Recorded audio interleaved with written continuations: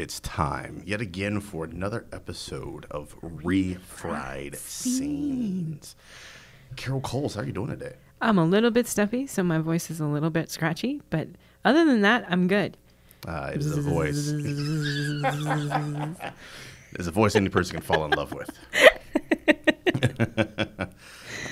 Yeah, you guess you've had a busy time, and this allergies are not doing anybody any good. Yeah, my 6th con this year, RavenCon was just over, and I'm a little bit con weary. Mm-hmm. Yeah, we're only 4 months into this year. I know. Yeah.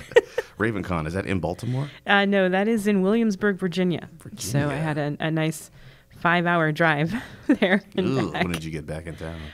I got back in town probably around 7 o'clock on Sunday. I didn't have any panels. I was a guest, so I didn't have any panels on Sunday deliberately. Okay. Because I knew I needed to hit the road by noon. Yeah. Just to get home because I had to work. Yeah. So. The whole podcasting and doing cons and whatnot would be so much better if we didn't if actually didn't have to work. A real When day is this job. sweet podcasting money supposed to come in? I think we've both been at it for some years. I know. Just not one red cent. Nope. To our names. So we're gonna get there though. Sooner or later, we'll get there. You ready to talk about our shows today or our movies today? Yeah, let's talk about The Fly. We're doing The Fly. This is a suggestion by you. This was a wonderful suggestion. Yeah. I hadn't seen the original in so very, very, very, very long. Mm-hmm. So I thought, hey, that might actually be fun to revisit. Yeah, I'd never seen the original, and it had been quite some time since I saw the Goldblum version. And only then, I think I'd only seen like bits and pieces on television. Like I never just sat down and watched it. They showed bits and pieces of that on television? Yep. They take out the medicine cabinet scene.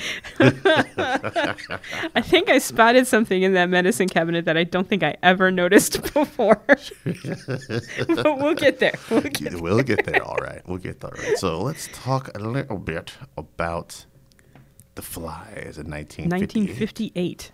Well, this is based off of a book, right? A short story. Yeah, a short story. Yeah. I have never read the short story. Okay. I am curious, though. I'm sure this version is probably closer to the short story because it sounds like something from the 1950s that would have been written in the 1950s. I don't think they would have gone straight body horror in the 1950s.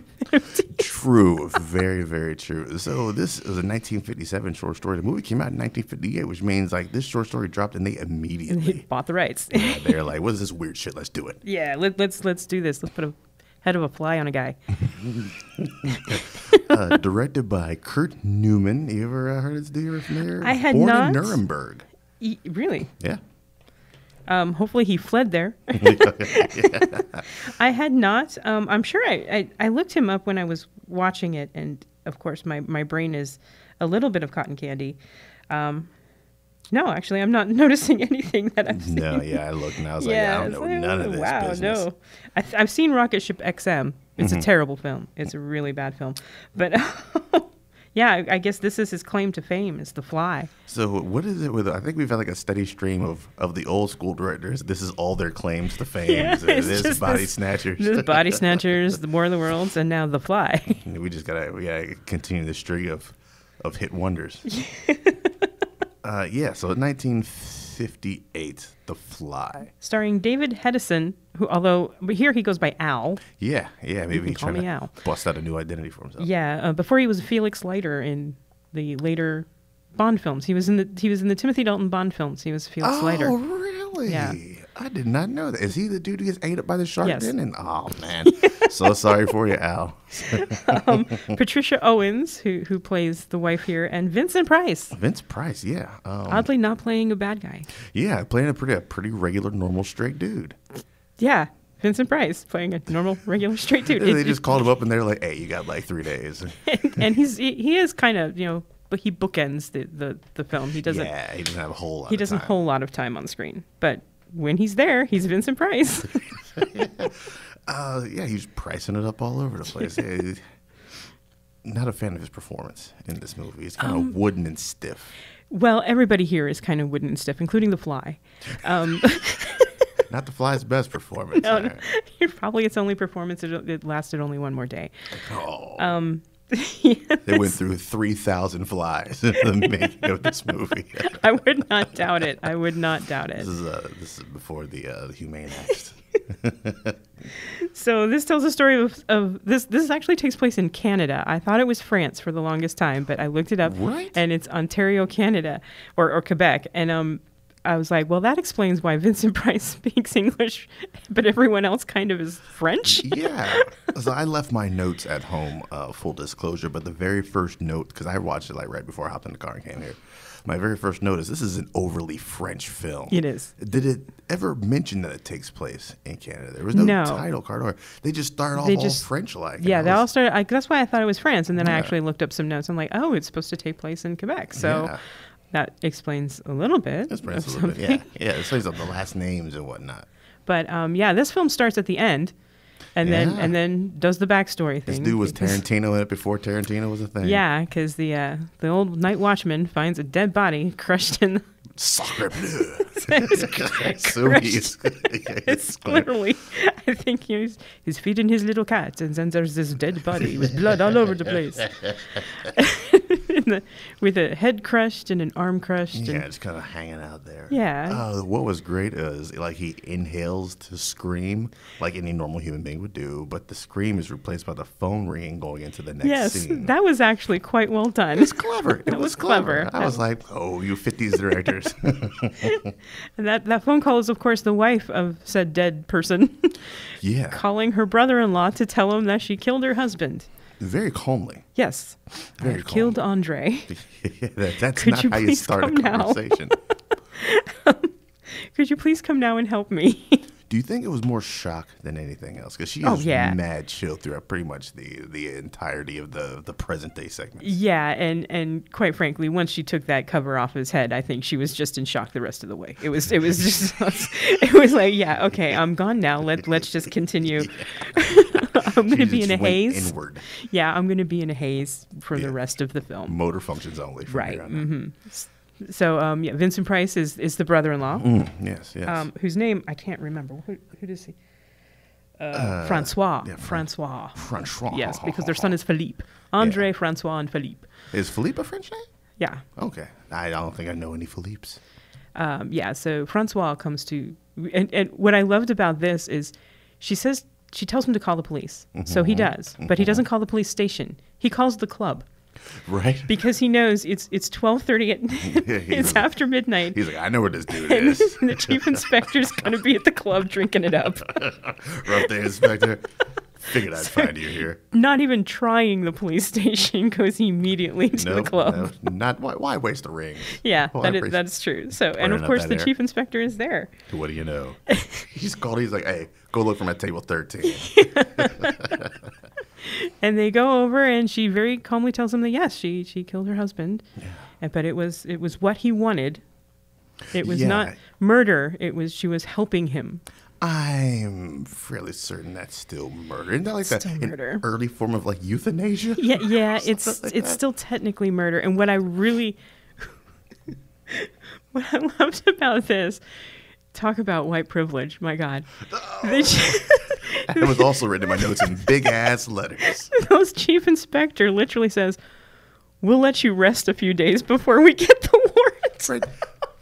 She said, I have murdered a man. He went over there and had coffee with her. Yes. Yeah, she smushed his head in a hydraulic press. And they're going to give her a few days to recover before arresting her. Right. Like, let me give her some wiggle room. How do you work that hydraulic press? Oh, you do this, that, and the third. And that's how I crushed my husband's head. Let's sit down and have some coffee and talk about this. Yeah, let's discuss. But they go back to the warehouse and they find the body, and the brother identifies it by a scar on the leg because he can't identify it by the face anymore. Jesus. This is true. This is incredibly true. Yeah. And they all say, well, we're going to have to put a warrant out for her arrest because she admits that she killed him. Right, yeah. But we're going to wait a while. Before you arrest me, let me give you an hour to tell my side of the story. Let me tell you what happened, and then it's all the doodly-doodly-doodly-doodly-doo. This is like 30 minutes, man. Yeah. Of like the first third, because the movie's only 96 minutes. So the first third of the movie is a murder mystery. Yeah, kind of, because you're trying to figure out, did she actually do it? Is she just claiming to do it? Or at least she's protecting somebody. But she was there because the night watchman saw her run away. That's true. But then she might have just been some weird witness or whatever. Yeah. Like if I didn't know what this movie was and just sat down somebody put it on, I'd be like, oh man, we're gonna get some kind of weird murder and twists and confidential information coming out, and nope. No. Fucking flies. Yeah. So her husband, Andre, is a scientist. He does sciencey things. They don't really explain what exactly his job is, other than I science stuff in my house. Mm-hmm. And he has made what he calls a disintegrator reintegrator, which is the most mouthfully name of all time. That's like me going to I go to Best Buy and get a modulator demodulator real quick. And it's now the new name of my ska band. Oh, the Dissents? The Dissents, yes. Yes, the Dissents. But yeah, he has made this disintegrator reintegrator where he can transport things from one side of the room to the other. All right, yeah, makes sense. Yeah. Yeah, he hasn't perfected it yet. Yeah. I can't remember what he first tries it on. The first time we see him actually do it, it was a plate. It was a plate. Yeah, but then we find out that underneath the plate, the Made in Japan logo was backwards. So he hadn't quite perfected it. Yeah, it wasn't reintegrating quite correctly. Yeah. So naturally, the next thing, you do gradual steps. You go from plate to cat. Did he? I feel like there was a rodent in between. Maybe there was. Maybe there was like a hamster or something. Yeah, there was a hamster at some point. I can't remember if that was before or after the cat. I think that was. I can't remember. No, he did the newspaper. And the newspaper came through reading all correctly. Yeah. And then poor little Dandelo, the cat, walks in and goes, "Hey, you guys, any treats or something?" And he's like immediately, "Hey, you get in there." Get in there. So shout out to Stephen King.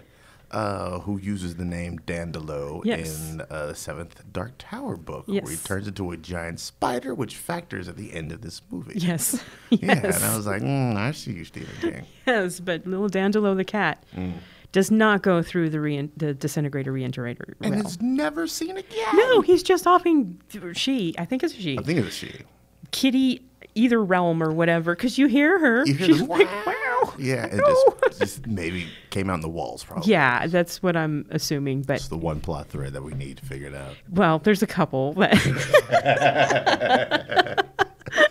Because he tells his wife, his beautiful wife, because they're so happy and so in love and everything's so perfect and they're so rich, that he wants to show her his new invention, and he finally figures it out, I guess, and transports a bucket of champagne. Yes. Which this is where I was like, well, wait a minute. There's like a plate, a bucket, the bottle, the label, the cork, the metal, the champagne, the ice. How is the machine not mushing that all? How is that? A good point. How is that getting from one to the other, and all those components are fine? So the machine can differentiate between various amounts of things, but one dude in a fly machine is like, oh, fuck this. I don't know much. You figure it out.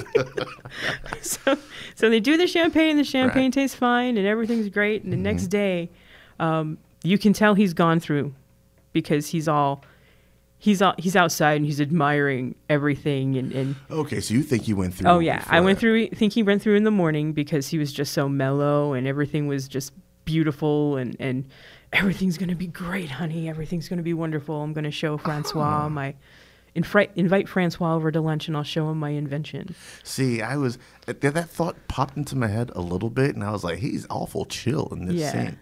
But then I was like, nah, maybe that's just me. And I figured between him saying, let's invite him over and I'll show it off, and then, that's supposedly happening, that's when he had done it. Yeah, I'm pretty sure he went through before and then decided to try it one more time before Francois showed up. Okay, yeah, and it was that second time. That second time. He went through twice. Right. That's right, yeah. And, so the first time he was cool. Yeah. First time it worked. So you think that's why he was so chill? Because he's like, I finally figured it all out. Figured it out.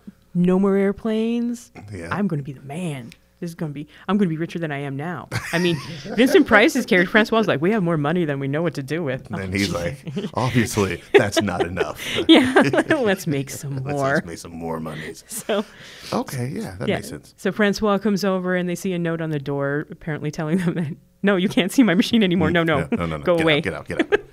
So here's my question. If you did it once and it worked just fine, why do it again? Because he's a scientist.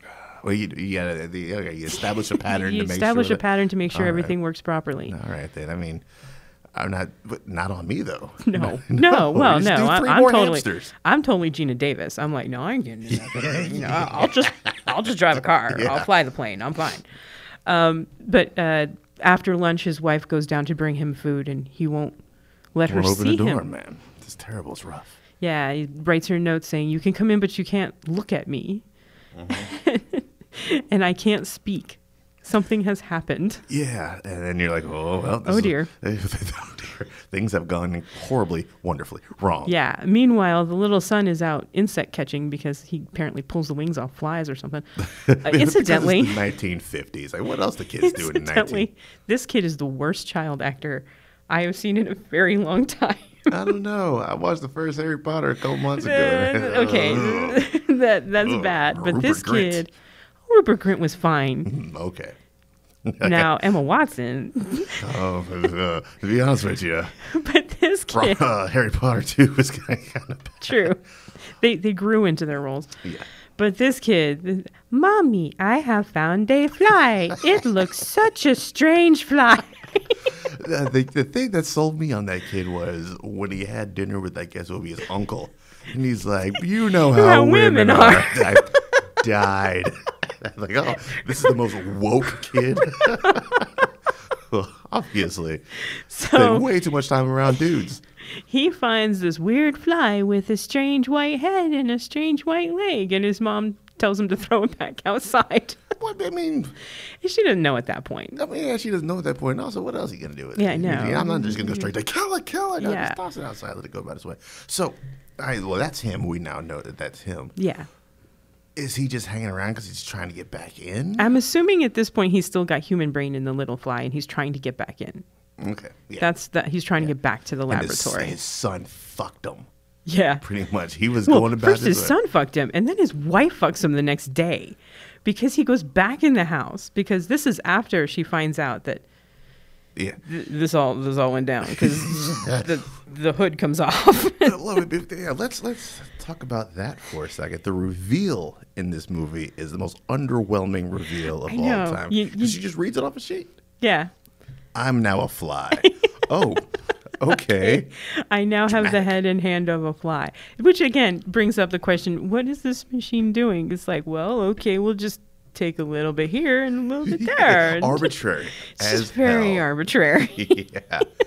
And it seems like in both circumstances, even though it's supposed to be what I assume was an equal mixture, the fly part definitely the takes fly over part takes everything. over completely in both instances. But here, because even the little tiny fly starts losing the brain matter. Yeah. I mean, it doesn't seem to be speaking properly at the end, but we'll get to that. We'll get to that.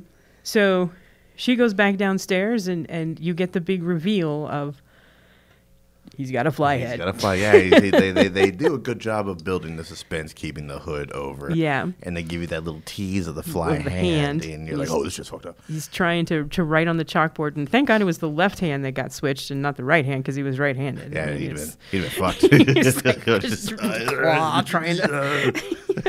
Buzz, oh man. Either that or just a completely illegible left hand. So yeah, we get that, and they do a good job setting that bad boy up. Yeah. And then you get the, of course, iconic scene of her screaming, and you get the little fly vision with. Yeah. I was like, okay, that wasn't too bad for Threw a 1950s. kaleidoscope in front of the camera. Yeah, for 1950s schlock, that was pretty good. I thought it was very good. But he tells her about he needs that fly. He needs the fly with the white head and the white leg to see if he can get himself back together. That's my head. That's my leg. I want it back, damn it. Get my shit back. So they go fly hunting the next day. Mm-hmm. And of course, she's freaking out whenever she sees a fly. Even at the beginning, she's freaking out whenever she sees a fly. Even before the flashback, she's freaking out. Well, I guess before the flashback, because at that point, she knew what was up. Yeah. Yeah. And she knows she has to kill it because the other part's dead. What are you going to do? Sure. Can't be married to a fly. True. Well, you could, but You could. I mean, what court of law is accepting that? I don't know. So their little housekeeper, maid / cook / all-purpose woman. all-purpose woman of the house, of course, just thinks, well, okay, I'll just swat all the flies, and she totally goes bonkers on this poor She woman. does, and I enjoyed that flip. I was like, "Why do you fool?" You fool! And she goes and like almost tries to do CPR on the little fly. It's like, oh, okay, it's not the right one, so it's okay. It's You can okay. kill this one. Yeah. But then they find him in the study or the living room, one of the big rooms of this mansion. Yeah, one of the 45 rooms in this place. And they try and trap him, but I suddenly realized why they have so many flies in their house, because there's a huge hole in the window. Right. Rich people can't fix their windows, apparently. Too busy doing science. You can't fix windows. There's too much science going on in the house. Yeah, so the little fly gets out, and they can't find him anymore. Which, at that point, do you think the little fly just pretty much lost all vestiges of humanity? And Yeah, just I think at fuck that. it, Yeah, I'm out of here. I'm out of here. I'm going to go be a fly somewhere. I'm not sure how he's. Well, it's not his wing that's replaced. It's one of its legs. So that would be. I mean, if it was one of the wings, that would be like really. Maybe flying in tailspins. just like around in a circle. But she goes to tell Andre, "I'm sorry, we lost the fly." Yeah. And he's like, "Well, help me kill myself." Which, I mean, it's a hell of a leap. I don't think, because at least twice, maybe 3 times, she's like, well, let's get some other fucking scientists in let's here. call somebody. But no, his machines. Yeah, I don't know what they know about the machine. No, I guess maybe this point his mind is like, they might just try and run with my shit, and it might get even more fucked up. Yeah. So maybe he was thinking just for the good of everybody. Let's just destroy it, which he does. He destroys all his his notes and destroys all of his equipment, and then they go to the That's responsible science. Yeah, that is for the most part. Unlike the next film, not so much responsible science. But they go to the warehouse, and she smooshes him. Yeah. I was a tiny bit disappointed there wasn't a crunch when I was waiting because I didn't have my eyes on that scene because I was writing notes for an interview I just did. And so my ear was just listening and waiting for a crunch, and then finally, like, the compressor stops, and I was like, "Oh, wait, what?" And then his arm's out, so she has to lift it up, put his arm in, and crunch it again. And it's still no crunch. Still no crunch. It just comes down. So many missed opportunities in this movie. So. Yeah. And then that's the end of your flashback. You call the hour-long flashback. Yeah. And of course, the police don't believe a word that she said. Because why would they? Why would they? I mean, giant fly head. Right. Who's going to believe that? So they think she could have just showed them like the burnt up notes in the trash can. Well, yeah. Yeah. You would think. I mean, you got to think, even though it's a hydraulic press, that's not going to look like a human head under there. Right. Just lift that bad boy up and be like, yo. This don't look right. There's like antennae and that don't look quite right. There's a giant weird eye right here. That's not a hand. That's kind of a pincher. Nope. No, they don't. They don't even bother. Investigative skills in Quebec are not quite. We've already seen other inspectors work. Just stay in bed for a few days, dear. We'll get back to you with the warrant. Very laissez-faire about their jobs here. And that works because laissez-faire is French. It's French, yes. So, they don't believe a word she said, and they decide that she's mad. She's going to be arrested, but she's not going to be found guilty because she's obviously insane. This makes no sense to me whatsoever. And I started thinking about it. I realized that we're not American at some point. I was like, all right, well, obviously, overtly French. We're not. So we're playing by a different set of rules and laws. Even so, I know. That's like, wow. You'd think some things are universal in this world. So it's like somebody takes somebody out, you might want to arrest them, or at least hold them in a cell while you question them. And then just not believe their story, but just believe, well, yeah, I'm sure she's insane. Look at the story she's telling. Well, she could just be telling you a story, dude. Right. And the inspector's looking at the brother like, well, what do you think? Like, it's not my job to tell you. I'm not a police officer. I'm just Vincent Price. The funk of 40,000 years. Yeah, it's a real thriller, isn't it? And of course, he's in love with her. They bring that up for no apparent reason whatsoever. Yeah, I was like, where's this going to... That's another plot. That was another plot that went nowhere. Like, you're in love with her. Yes, damn you. And the inspector was like, well, that's cool. I suspected you, but I don't anymore. I'm not sure why. Why would I kill her brother? You have no reason to suspect me whatsoever. Maybe this is just a terrible inspector that needs to get fired from his job. Terrible inspector, but they're chaining her up to put her in, drugging her up to take her to the mental institution, and of course, little Philippe comes running in. I found a fly Mommy was looking for in the garden. It's worse than Brando and The Godfather with notes plastered everywhere. Come and see. Come and see the notes. And they do, and then you get the iconic scene. Probably this thing gave me nightmares when I was a kid. Oh, really? Yeah, because it's super zoomed in. It's super zoomed in. You get the little tiny fly stuck in a spider web, right. With a little tiny human head and arm. That shit was a little bit creepy. Oh no! Because the big old spider's coming. Spider's like, "What's up, lunch?" Oh, you're gonna taste a little different. No, go away! Go away! Not to tell the squad about this, but man, I'm so glad I get to share it. I don't have to share this with nobody. And then, of course, the spider is actually quite polite because it waits a long time to kill this little fly. Well, I mean, the spider's like, what the fuck is this thing? Yeah, he's probably like, I don't know, do I want to eat this? This looks a little bit like foreign food. This is not my diet. Let me get on the line and call some people up. See what they Have you seen one of these white-headed flies? I don't know. He called the spider investigator over, and he came in. He's like, I haven't seen anything like this. But then, enough time for Francois to go get the inspector. Right? Just so the inspector can. She was telling the truth. Let me just smash it all with a rock. I assume the inspector, this is how this shit went down. The inspector was like, oh, she's telling the truth. Smash it with a rock. Immediately went back to that Chloe, immediately found him. And like in the early Thursday, fuck this. I've seen some shit in my day. Oh, yeah, seen this 3 hours ago. But they decide that they're going to say that he committed suicide. Which makes no sense to me whatsoever. We're just going to ignore all of the evidence and say he committed suicide. Which I feel like the inspector is just saying that because he's like, I can't fill this paperwork out. Like, so I found a tiny fly with a human head. I smushed it with a rock. He's saving his job. Yeah, I probably should have saved it. Yeah. Flick the spider away, grab it up, put it in evidence bag, man. And then you can ask it questions because it's still talking. That's a good point. I went through the disintegrator. She's innocent. I told her to. And that is literally the end. It is just like, Smush, you did it. You're just as guilty as she is, Inspector. We'll just say he committed suicide and boom, boom, boom. That's the end. And done. So in its initial release, it got mixed to positive reviews.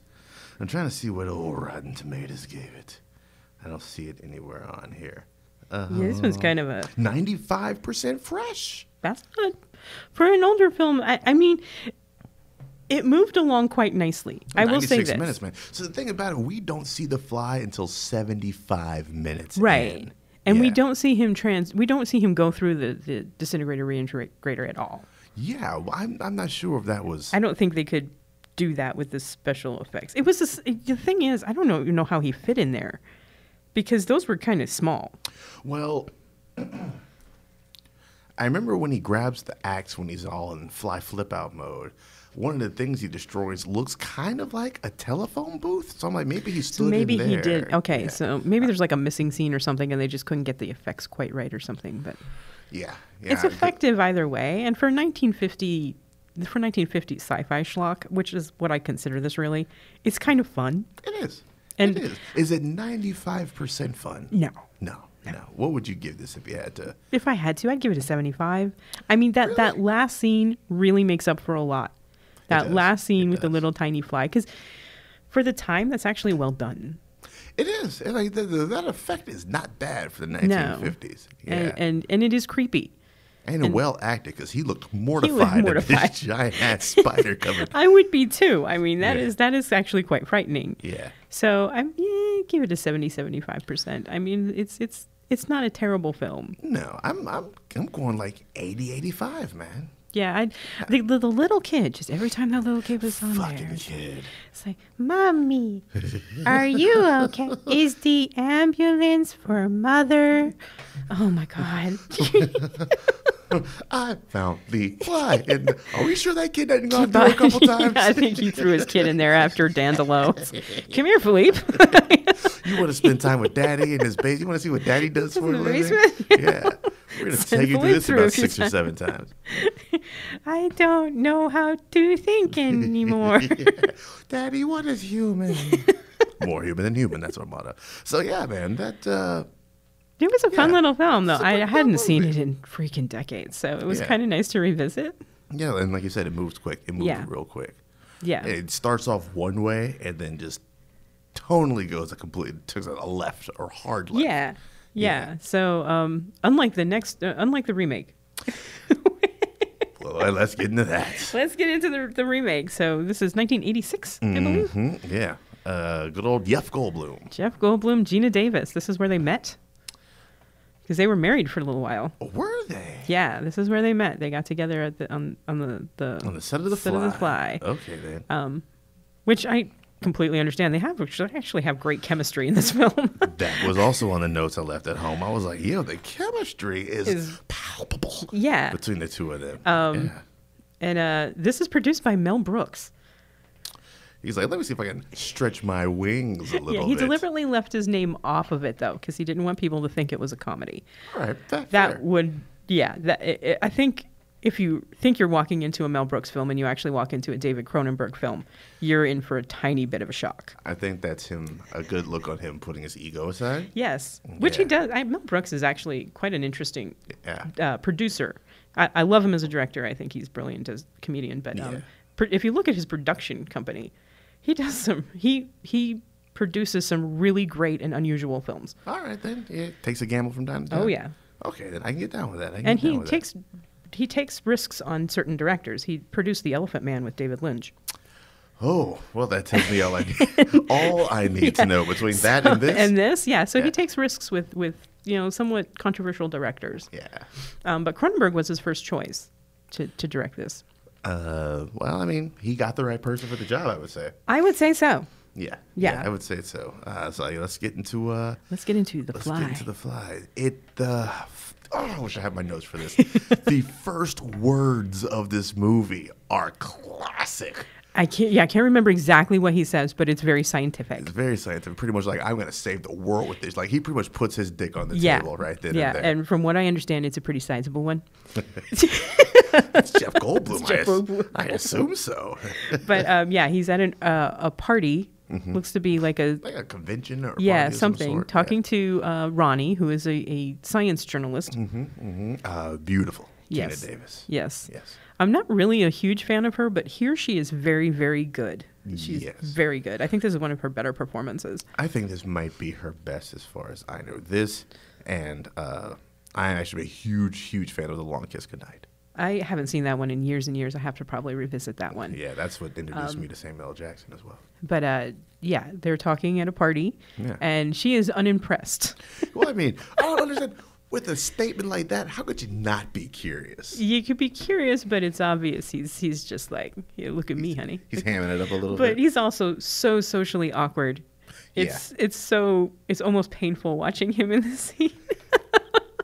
I think from her perspective, this guy's he's hamming it up, and then you find out that's just how this dude is. Yeah, and what's funny is she goes to walk away, and he pursues her. Yes. And it's like, no, you really should come to my lab. And she does.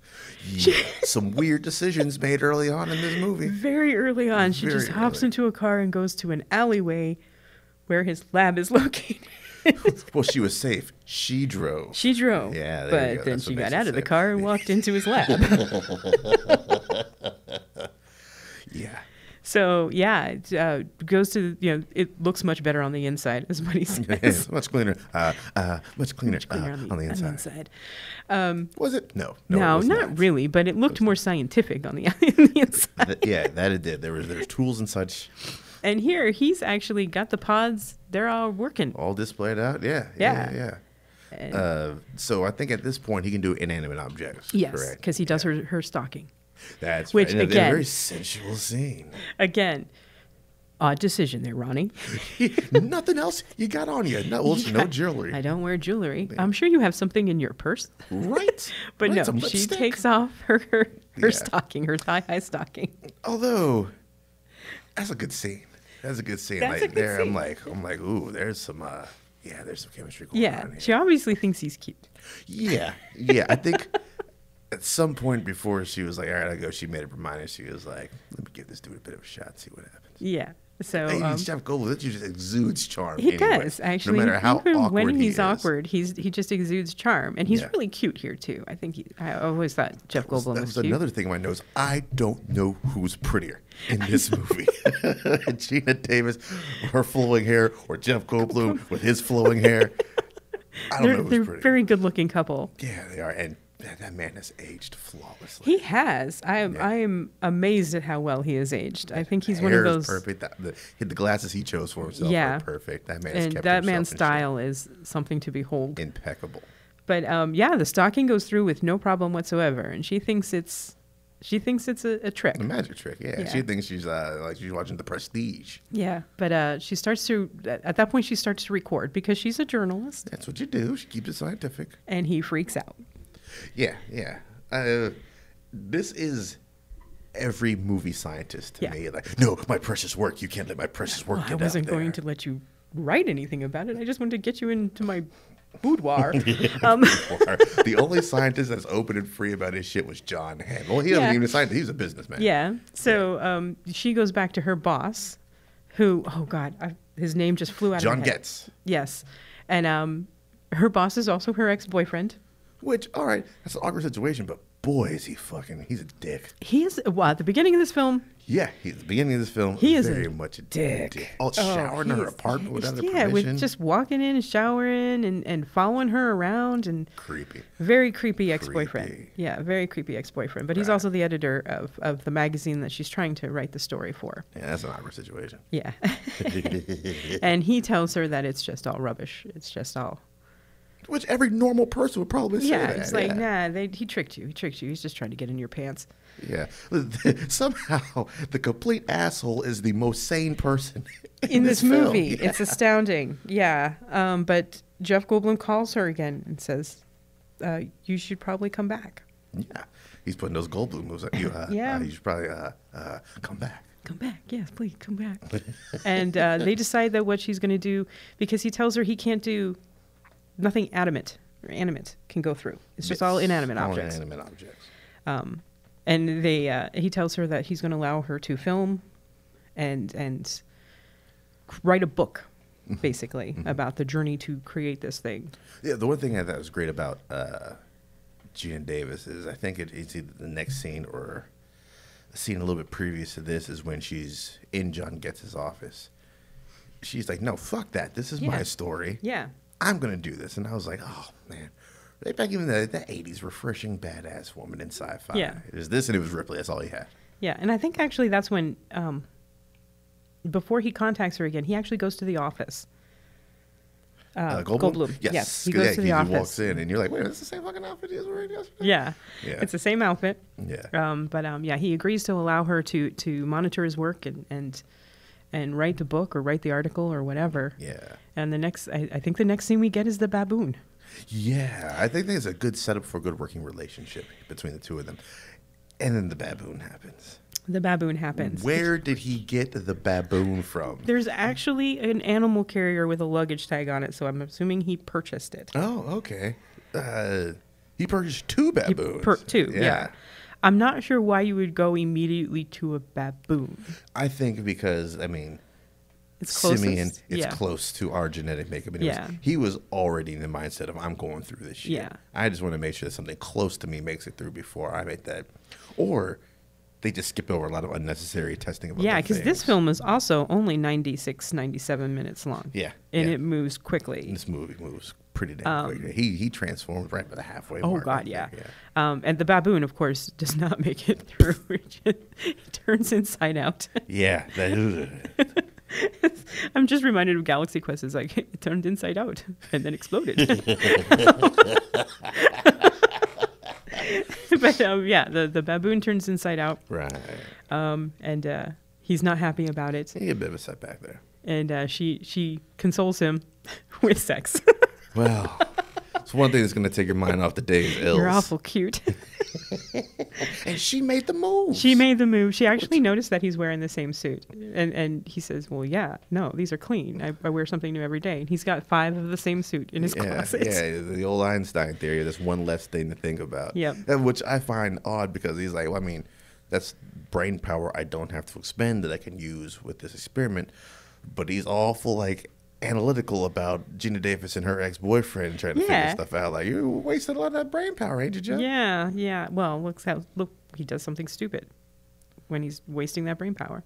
Well, see, that's what happens when you waste brain power. Yeah. So, he just kept his mind on the project. Yeah. So she distracts him with sex. Mm-hmm. As you do. As you do. And then starts buying him clothes.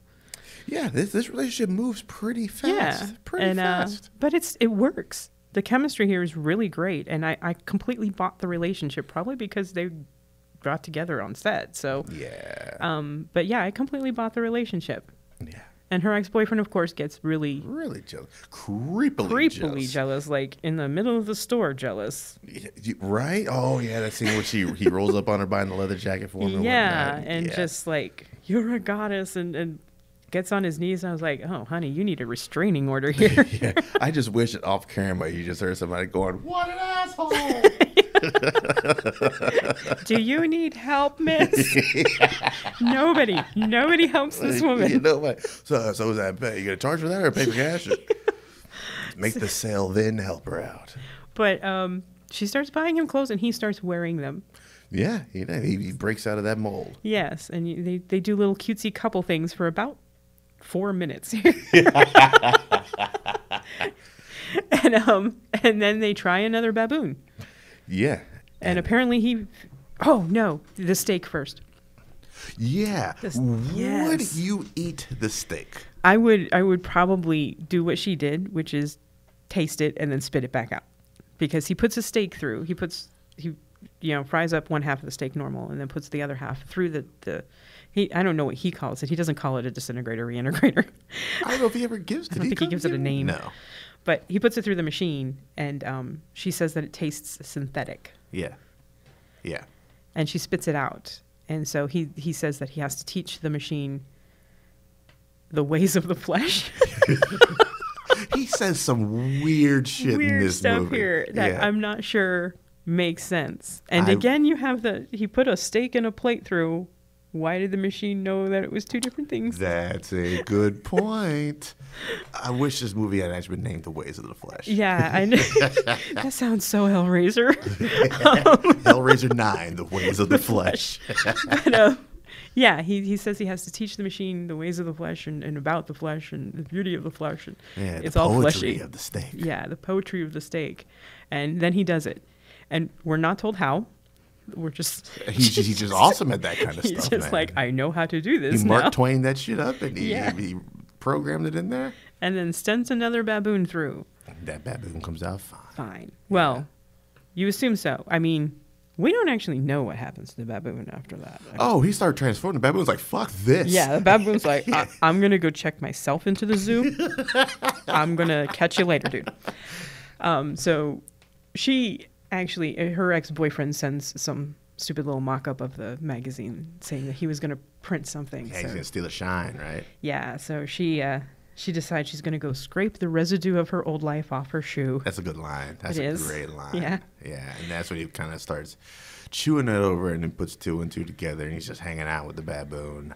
And decides he's going to go through the machine. But this is reckless science. Yeah. This is also how almost every Marvel villain's been created. Yep. And technically, he could have been a Marvel villain, but this is a Cronenberg film. You got to go creepy, crazy, grody. So, he gets in the machine. Who would later on become a Marvel villain in Thor Ragnarok? But he gets in the machine, and there's a little fly that zooms in with him. Man. And here, at least the science makes a little more sense here than the 58 version, where it's just like, you get a head and an arm, and you get a head and an arm. Here, it bonds them on the molecular level. Yeah, he gets down up in the cells. Yeah, but he comes through looking like Jeff Goldblum. Yeah, he goes through a couple times. Yeah. Yeah. Now, I don't understand. Oh, I just got it. Because he keeps, once the transformation starts quickening, he keeps going for the sugary things. And I was like, oh, you catch more flies with honey than you do with salt. Right. Mm-hmm. Oh, that does make sense. Yeah. And from here, it's all downhill for him.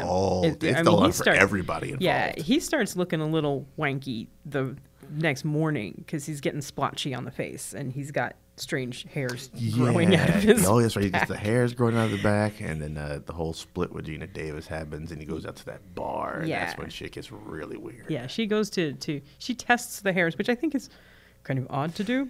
She's more scientific than he is. Yeah, but he's got some really wiry hairs growing out of his back, so she goes to get those tested, and he just kicks her out because she won't go through the machine. Yeah. Which, good for her. Good for her. Yeah. Oh, and yeah. And that's when we get the after he goes out to the bar. Right, and then he goes to the bar and wins an arm wrestling and how tournament. Broke that man's whole wrist off. Yes, and wins the company of the guy's girlfriend for the night. No remorse, just grabs her and goes. Dips. Like, no one get called medics, called cops. No, you stay, take a statement. No, and she just goes. Right. Okay. I think at some point she was like, ooh, breaking that dude's wrist is kind of hot. Yeah. Or I guess I have to honor the terms of the bet now. No, really, you didn't. But she also refuses to go through the machine because she's smart. She may be horny, but she's not dumb. Yeah, exactly. And often those two are the same thing, but not in this case. That's right. And that's where you get the very iconic line because he's telling her, don't be afraid. And Gina Davis comes back and says, no, be afraid. Be very afraid. I wonder how that line happened. Like, at some point, the writer was just like, oh, that's a good line. Let me see if I can work that in here somewhere. That could be on the poster. Yeah, or if he was just writing and he got to that, and he's like, oh, wait a minute, what do I have here? I got something right here. I got the tagline for the movie. Tagline for the movie. He just highlights it real quick, goes about his day. But, yeah, she comes back with the test results, and the test results show that the hairs are insect. Yeah. And is that when you get the 4-week time jump? Yeah, well, he kicks her out again. Yeah. And starts looking at the footage. You know, it's 80s computer footage. The best kind. The best kind. Of what happened with the transformation. And then it tells him that there was 2 subjects in the pod. Mm-hmm, and that it melded them together. And it shows him does the zoom out from the molecular level to the classic 80s reveal of something on a computer. A big fly. And he's like, oh, shit. Yeah. Well, I'm fucked here. Yeah. So. Then I think you get the time jump. Then you get the time jump. Which I think was really smart. Yeah, because she comes back and he is disintegrating at this point. You see bits of him where he chews his nails, and at one point he goes to chew his nail and it literally breaks off. Yeah, he starts pulling them off, I think. And he starts pulling them off, so he starts wearing gloves, and he's got lesions all over his face now. Yes. And he's got little tumors growing everywhere. Splotchy everywhere. Yeah. So she comes back and he's crawling on the walls. No, first he's walking with the canes because he hasn't quite. Yeah, so you get that bit of reveal. He comes from around the corner on the canes. And this was, I think this was the most gross scene here because he's really gross at this point. He's wearing clothes, but it's like he's seeping all over the place. Yeah. Is that when we get the donut there? Yes, because there's like sugary snacks everywhere, and he grabs a donut and just vomits on it. Yeah. Because that's how flies eat. Mm-hmm. You gotta get that regurgitative acid. Yeah, and she starts to cry, and he's like, "I'm sorry, that was grotesque." And he says that he's scared, and she hugs him, and I was like, "Oh, no! I want you to know, don't get away from that man. Never come back to this place again. Burn your clothes." The one thing I find interesting is even during all this, he still has his weird Goldblum sense of humor. He does. Right? He keeps that sense of humor and the little charm. Jokes here and there. Yeah. And the charm throughout this entire process. Nope. Because she films Brundlefly, because that's what he starts to call himself. This is how Brundlefly eats. And she films it and she shows it to Stathis. That's the name of the boyfriend. Stathis, yes, because that is dumbass such a name. Dick name. It's a good name for a dick. I don't know who's more of a dick, Stathis or the reporter from Die Hard. They're almost. For a moment there, I was like, "Is that the same guy?" Me too. I was like, "Willie Matherton, are you in this movie?" Oh, no, okay, it just looks like him. Just looks like him. They couldn't quite afford him. Dick redheads. Dick redheads. Yes. But she films it for Stathis, and he's like, he's repulsed, of course. Yeah, he's like, oh, this is fucked up. But she tells him that she's scared and she wants to help him. But he tells her to stay away. We need to have a serious conversation, Carol, about white women in movies. It's Jeff Goldblum. well, you know what? Point taken. I'm wrong on this. I'm wrong. I wouldn't hug him. I would not be like, oh no. I'd be like, okay, honey, I'll help you, but I'll help you from you stay on the other side of the room at all times. Please. I can't even imagine what that place smelled like at that point. If at the very end when the shit is all messed up. Ugh. But she stays away. Mm-hmm. But then she finds out that she's pregnant. Yeah, that's when you start freaking out. Yeah, because she's pretty sure it's after the transformation.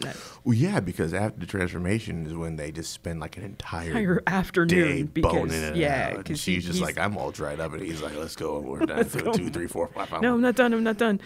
Yeah. How can you have any fluids left in your body? But that is a quote I aspire to hear one day. But she starts to freak out and she wants an abortion. But she goes to talk to him first, and this is when he's climbing the walls. He's great effect. Yeah, he's climbing the walls. He doesn't know what you say. Look at this. What is this? I don't know. It's like growth on his back. Yeah. He's still got that. Still got that Goldblum charm. Man. Yeah. And that's when he says, and this is kind of heartbreaking because he does it so well, is when he talks to her about insect politics and how. Yeah, like that was an odd, just out of nowhere kind of. Yeah, but he tells her that he needs her to leave and not come back because he may hurt her. Yeah. And so she never actually breaks that down to him. No, she never tells him that she's pregnant. She never gets to the point to tell him that she's pregnant. But she leaves. And that's when she goes outside because Stathis has driven her there. Yeah. And she says if she wants an abortion, she wants it out of her now. Yeah. Now. It's middle of the night now. Yeah. Now. And he is listening. He's on the top of the building listening. Yeah. And is this what she has the dream at this point? She has the dream at so you think it's actually going to happen. And she thinks that, you think that she's actually going in either for an abortion or something, or she's miscarrying or something. Yeah. And there's David Cronenberg as the gynecologist. Yeah, right. I was like, oh, well, and there he is. There he is, pulling out a giant maggot. A giant fucking larva magnet type of. Yeah, that as a woman, that's a pretty disgusting scene. As a dude, that is a pretty disgusting scene. But it's not real. Thankfully for all parties involved. She's like, she calls up and she's like, no, we go now. We go now. We go now. So Stathis calls up a friend and says, she wants an abortion. It may be deformed. Yeah. Good on Stathis. Are like, look, you're going to some wild shit here. Yeah. I just want you to know that ahead of time. Yeah. And at this point, he starts to become a good friend. Yeah, this is when I think. He turns a little corner. I think he turns a major corner. Major corner, because, what happens after. But he takes her to the doctor, and the doctor's like, okay, let's prep. And Jeff Brundlefly just shows up right through the window and just picks her up and takes her away and takes her back to the lab. So, if I remember correctly, his whole motivation is this thing could reverse my entire. Right. He has run tests, and the computer has told him if he will go through the transporter with more genetically pure human, it will reduce the amount of fly in him. Which he could have just kidnapped any old person. Yeah. And went in through him, but I guess he's trying to get more as close to his own DNA right. as so possible. He says something about being the perfect family. I think at this point the insect is kind of taking over a tiny bit. A tiny bit, huh? Yeah, well, a lot. Okay, a lot. Yeah, because I think it seems like it was a complete 180 from the last time we saw him. Yeah. Because last time we saw him, he was kind of like, I'm kind of excited about this whole fly thing. Yeah. That's the way I took it. Yeah, with he his was. little fly politics. Yeah, and he was climbing the walls, and he's trying to, he's figuring out his fly power, and his ears falling out. That's when we get the when he's figuring out on the computer what he needs to do to reduce the amount of fly, his ear falls off. Yeah. And he goes to put it in or his teeth fall out. Yeah, his teeth fall out. His ears are already off at that point. Yeah, his ears are already off, and his teeth start to fall out, and he goes to put them into the medicine cabinet, and we see a collection of things Of things. Of things. What did he call that? The Brundle The Museum Brundle of History? Museum of History, yes, Yeah. which I'm pretty sure one of the things in the back was his penis. It certainly was. I think that's the first time I noticed that. I actually had to back the movie up. I'm like, was that his penis? Was that penis in a glass? Wait. Was that? I'm pretty sure that's his penis. Yeah. You try to preserve that as much as possible. Just like the first got his glass jar. It's all everything pretty. else is kind of on there, but nope, that dick's right that's in the glass jar. It's preserved, little bows on it. Fragile, do not touch Do not signs. touch. Exquisite specimen.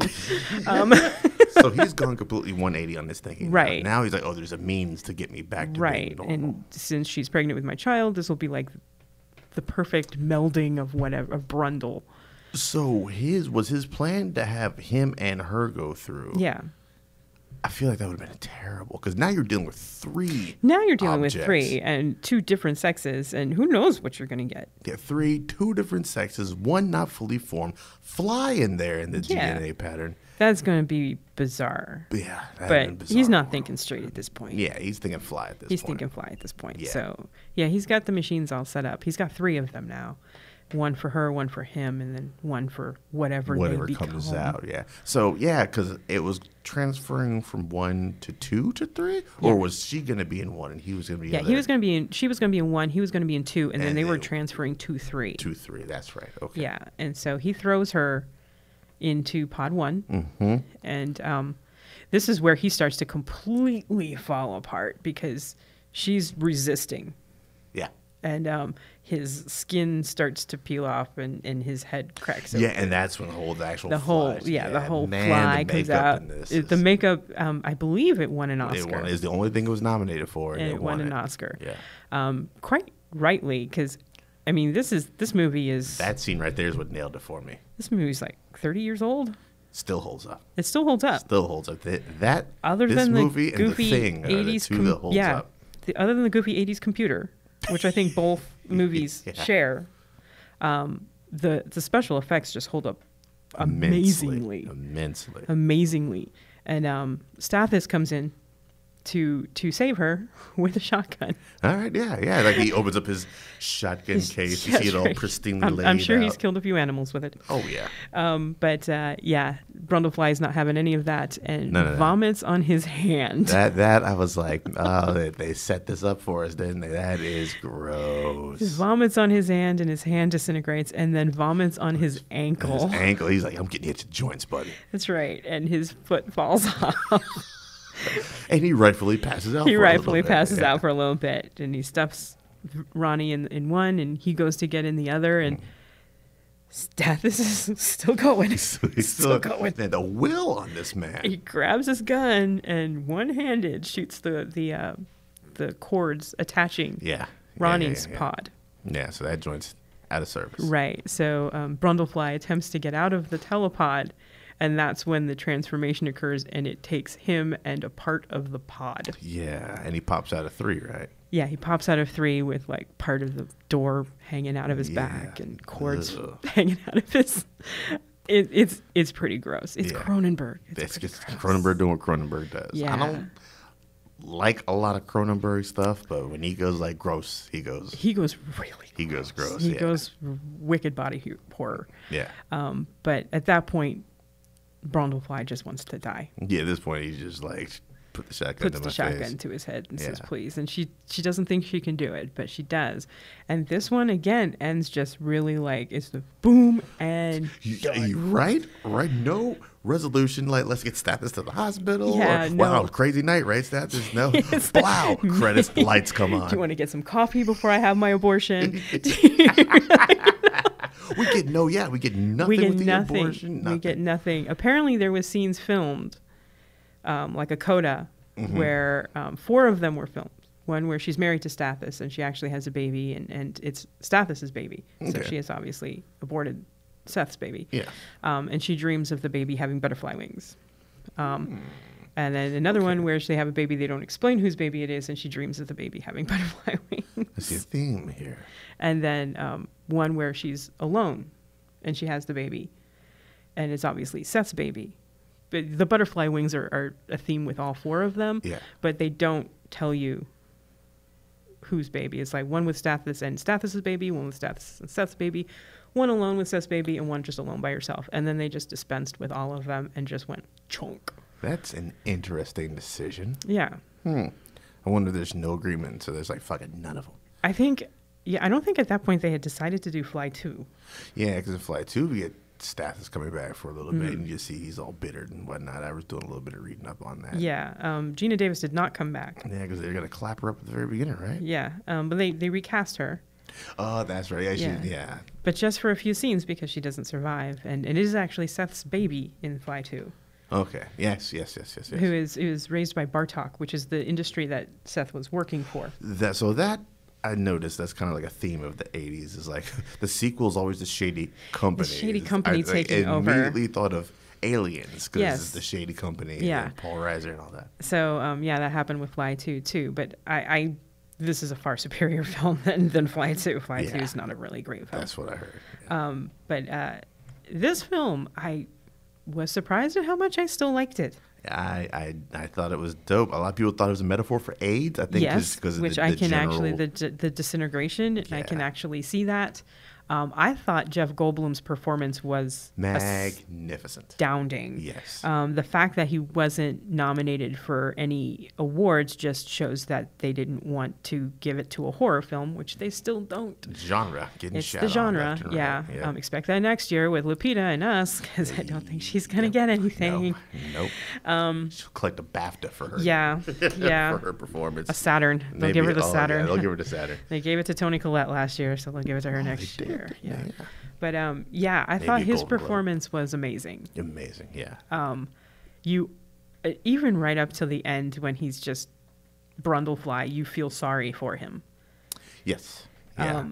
And that last scene with him just taking the gun and putting it to his head, I'm like, oh, Seth. Poor Jeff Goldblum. Could you maybe get a few bums and put him through and maybe...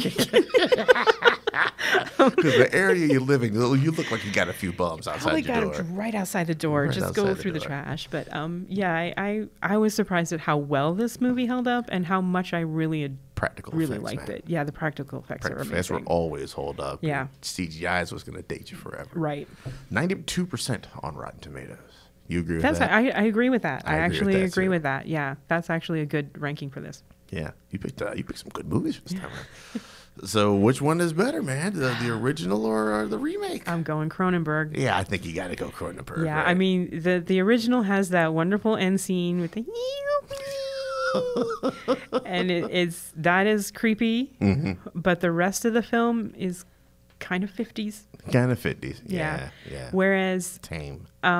The Cronenberg film is just really, really good, and it's well acted. Yeah, they lean fully into some fucked up shit would happen here. Yeah. And they just ran with that. It's not for everybody because it is gross. Yeah, it gets grotesque. It's grotesque at the end. Yeah. Even in the middle when he's vomiting on his donuts. Yes. That is not very pleasant.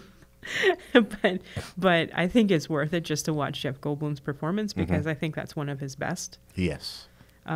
Even though I think this guy just made a career out of being himself on film. And he really did. I mean, Ian Malcolm is what he's known for. Yeah. But I think he's way better in this. He's way better in this one. Way better in this. I even liked him in the last film we did with him, Invasion of the Body Snatchers. Yeah. I thought he was really good in that too. Yeah. But here, this performance deserved some awards, I think. We got to find some other remakes of Jeff Goldblum. I know.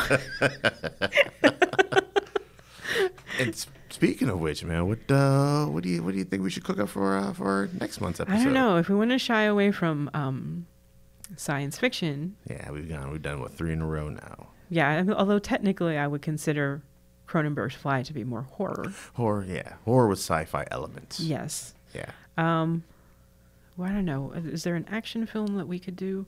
I mean, actually, if you want to stay sci-fi, we can do the 2 Total Recalls. I have not seen the new Total Recall. Well, aren't you lucky? Yeah, probably. There's actually the middle action piece is a good watch. We could do Judge Dredd. That's 2 wildly different movies, though. Wildly. RoboCop. That's still sci-fi, though. Man, What other genres do we have? We can do some drama. We could do the Ocean's 11. Oh God. Joyce, I actually have a list on my board at home. We could do Magnificent Seven. It's a Western. I won't throw Seven Samurai in the mix since that is... It's its own elevated status. Yeah, let's face it. If you throw Seven Samurai in the mix, they just fail. The rest of the movies just fail. If you throw Seven Samurai, we're just going to have a whole episode about Seven Samurai. That's right. We're just going to talk Kurosawa for 2 hours, and then you're going to go, Carol, we need to vacate the room. They're knocking on the door. Please stop talking about Kurosawa. The Ghost of Kurosawa is joining us at the 11:45 hour. So we could do Magnificent Seven. All right. You want to 7 it up? Let's 7 it up. All right, then let's. So we're going to do the Magnificent Seven. Not Seven Samurai. Not which Seven is Samurai. I may talk just a tiny bit, but I won't. Just to say that it's okay, based there on. you go. Yeah, that works. But that yes, works. the Yul Brynner and the Denzel Washington. Never did I think that sentence would ever come. The Yul Brynner and Denzel Washington movies. I just picked up the Kurosawa Seven Samurai on Criterion when they had that flash sale, that 50% off flash sale. Have you watched it with the commentary yet? No, I haven't been able to. The It's commentary still is so wrapped good. up. I'm waiting for the perfect time. The commentary is so good on that. Is Anytime it? you get a Criterion Kurosawa, the commentary it's usually some Japanese historian. Yeah. Like, what is he talking more just about, like the making of the movie or the movie itself, he I believe the commentary for that one is a Kurosawa historian. Okay. So he talks a lot about the filmmaking process, and he delves into Japanese cinema. So it's actually really interesting. Okay. All right, then. Well, Magnificent Seven. Magnificent Seven it is. Until then, you guys take it easy and have a good day.